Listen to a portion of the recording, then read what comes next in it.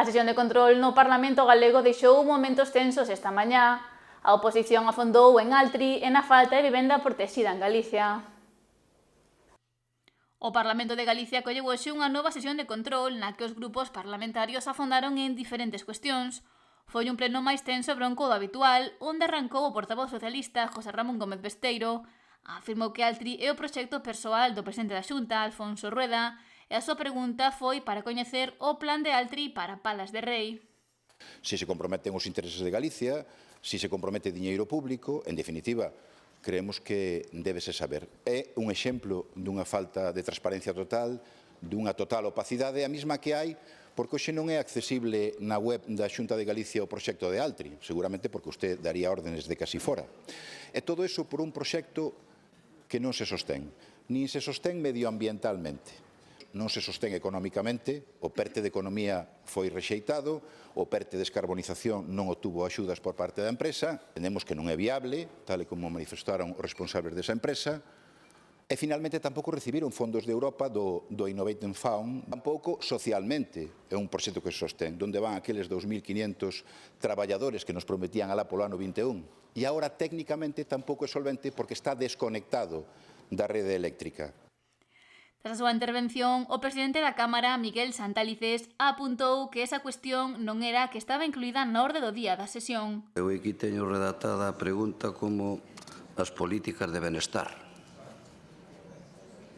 O mellor hubo un erro. O mellor hubo un erro na cuestión, non era esa, querían por esa, pero trabucouse e puxeron outra. Digo eu, porque a pregunta é políticas de benestar. Entón, señor presidente, resposta, a ver o que pode respostar. Non, eu doulle a palabra ao presidente que é o que lle corresponde, pero é que o asunto foi como foi, entón vamos a ver o que pasa ahora aquí. Na súa resposta, Rueda preguntou se trataba dunha broma, xa que a semana pasada o PSDG-PSOE rexistrara que ia afondar en políticas de benestar, temática sobre a que se preparou o presidente da Xunta. Como é a miña obriga, é a vostede, en teoría, preparar a pregunta, pero resulta que eu preparei a resposta e vostede, unha semana máis, nin siquiera sabe o que me pregunta. Non sei se que xa pasa de todo, que todo lle dá igual, que lle dá igual o benestar dos galegos, porque vostede pregunta se teño previsto mudar as miñas políticas de benestar debido aos evidentes problemas e protestas que amosan os resultados. É a literalidade da pregunta. E todo o mundo pudo contemplar o que me preguntou e, sobre todo, pudo constatar que a vostede o benestar dos galegos non lle importa absolutamente nada. Quero pensar que cando menos lle importaba o que lle redactou a pregunta, pero non conseguiu que vostede a lera, señor Besteiro. Por lo tanto, eu simplemente, señor presidente, podía decir que isto incluso non sei como calificar isto, pero non pasa nada. Logo foi a quenda da portavoz nacionalista, Ana Pontón. No seu caso, interpelou o titular do goberno galego sobre a falta de vivenda protexida.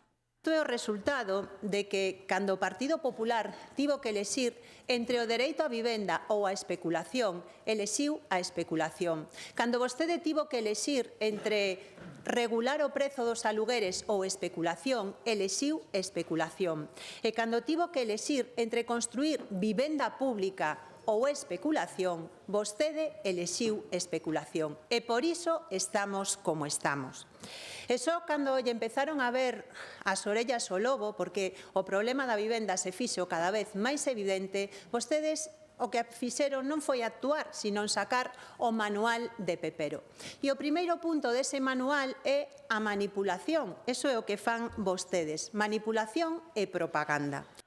O presidente da Xunta recordou que o pasado ano anunciou que o seu goberno ia facer 4.000 vivendas protegidas en 8 anos.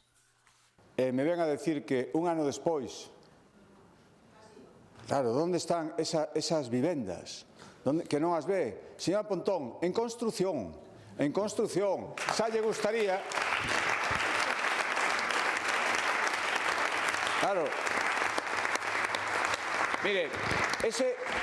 É outra das mostras e as consecuencias de levar 25 anos aí na oposición sentada sin unha proposta, é que se cree que todo é máxico. Por lo tanto, se ti anuncias unha promoción de vivendas, ten que estar feita nun ano.